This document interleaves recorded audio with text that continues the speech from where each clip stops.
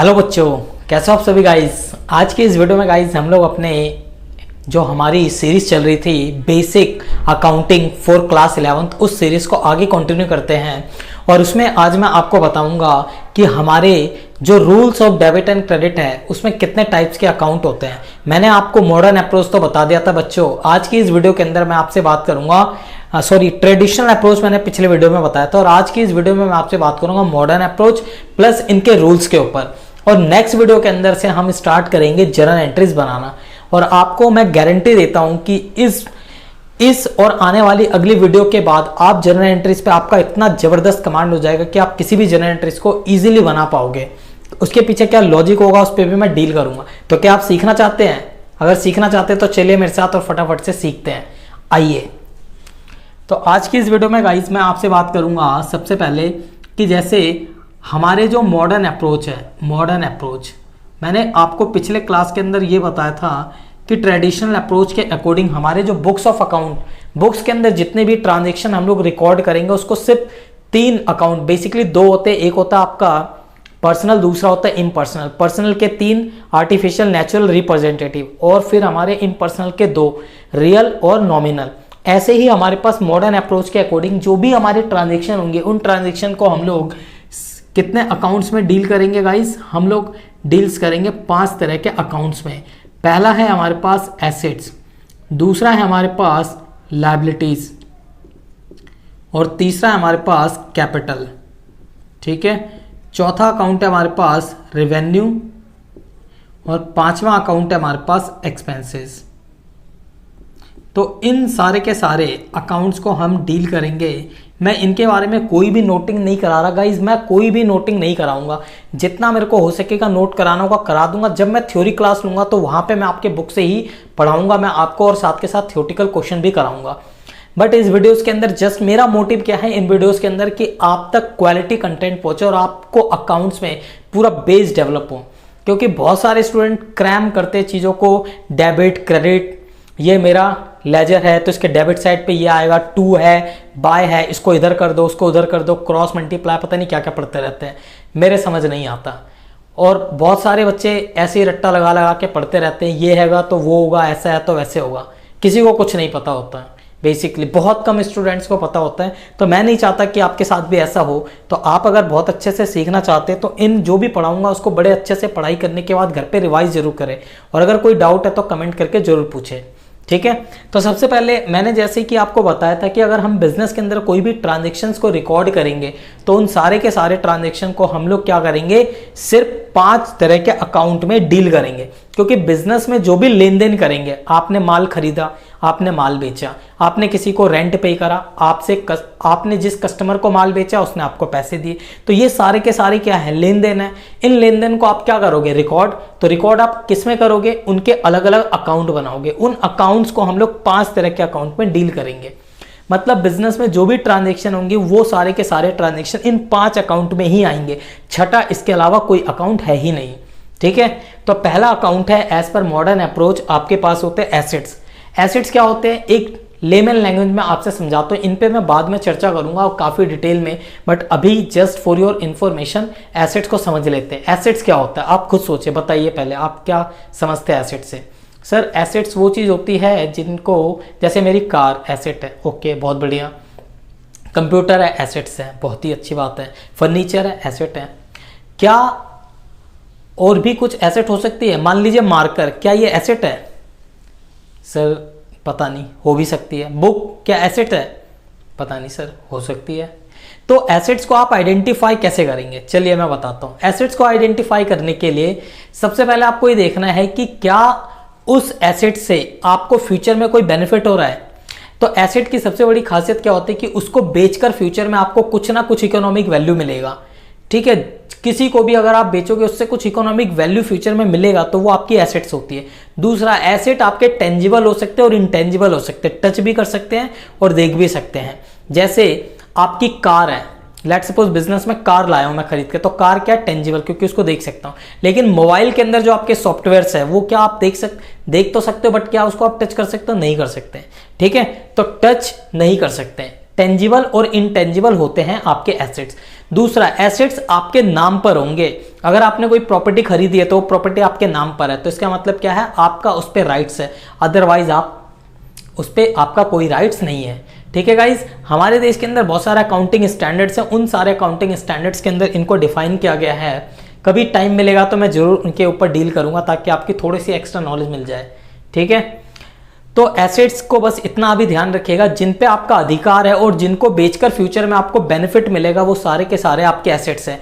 आपके आसपास जो कुछ भी दिख रहा होगा आपके घर में, आपका चाहे कंप्यूटर हो, चाहे टेबल हो, चाहे बुक्स हो, चाहे आपके पास कार हो, बेड हो, कुछ भी एनीथिंग एल्स, जो कुछ आपको दिख रहा है, जिनको आप 1 साल से ज़्यादा यूज़ करने वाले हैं बेसिकली, और जिनसे आप अपने बिजनेस को रन करेंगे, ठीक है, जिनसे आपका बिजनेस रन होगा, वो सारा का सारा आपका एसेट्स है। ठीक है, दूसरी बात, लायबिलिटीज। लायबिलिटीज क्या होता है?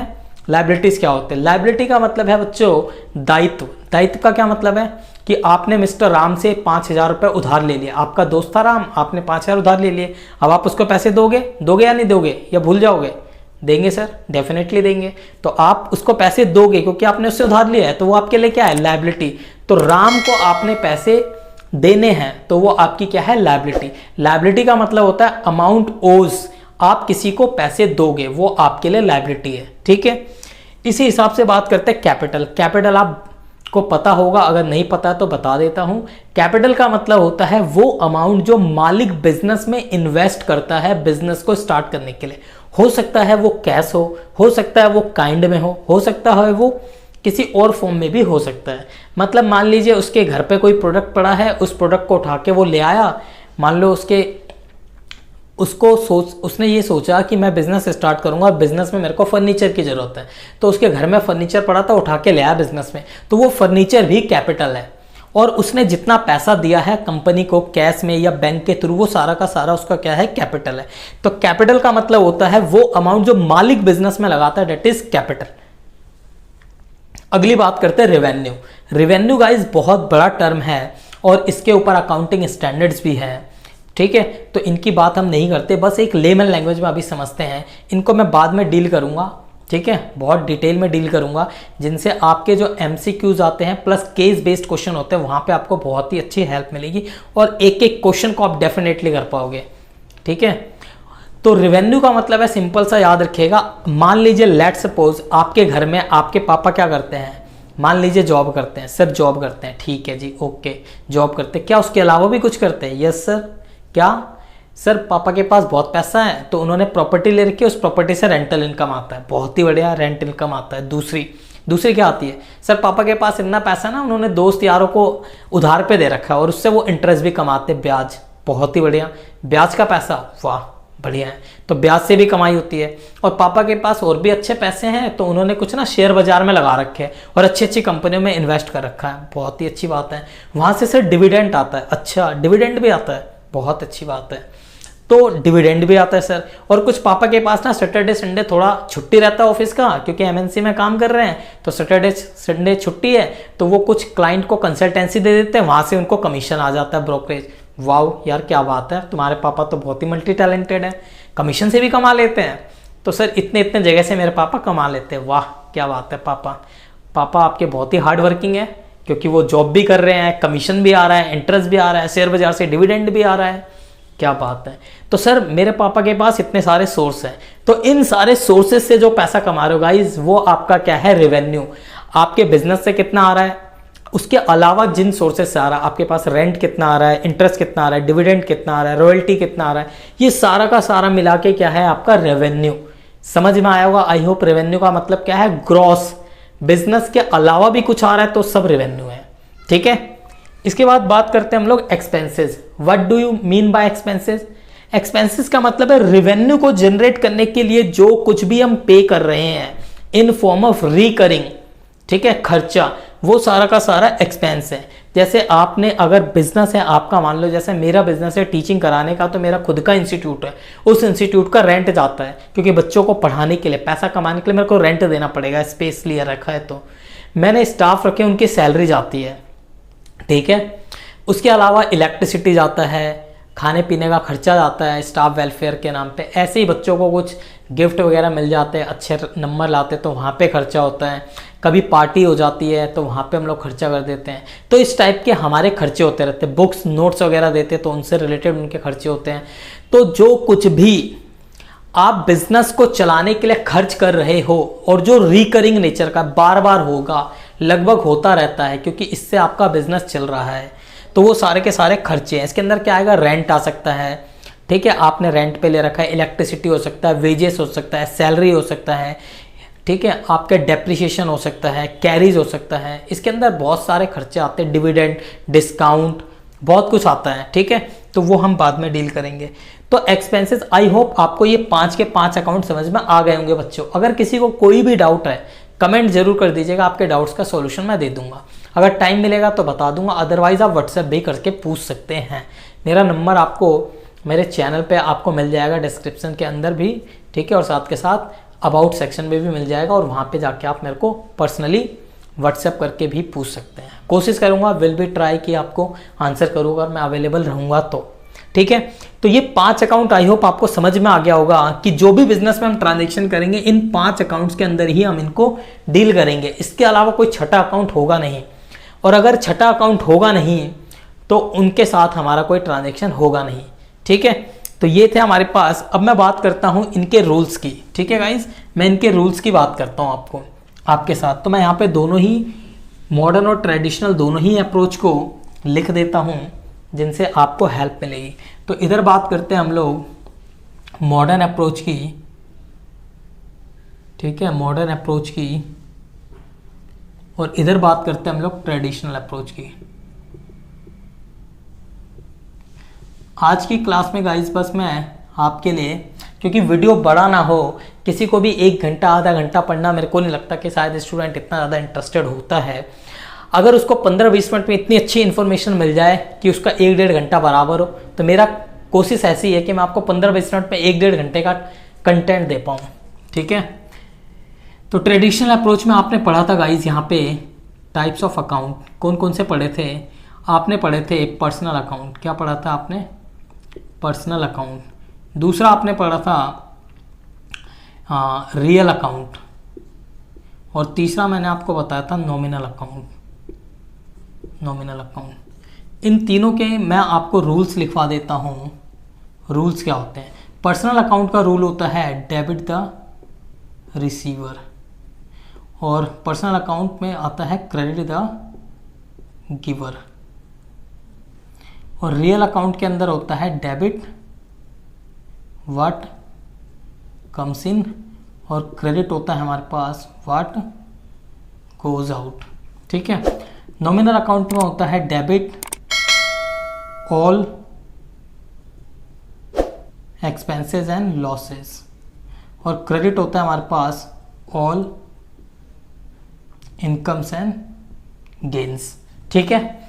इसके बाद हम बात करते हैं मॉडर्न अप्रोच में, जिसमें हमने बात करी अभी टाइप्स ऑफ अकाउंट की, जिसमें सबसे पहले हमारे पास आया था एसेट्स, दूसरा हमारे पास है लायबिलिटी, तीसरा हमारे पास है कैपिटल, चौथा हमारे पास है रेवेन्यू, और पांचवा हमारे पास क्या है? एक्सपेंसेस, ठीक है। ये हमारे पास अलग अलग टाइप्स के एसेट्स हैं। इनके रूल्स की बात करते हैं गाइस।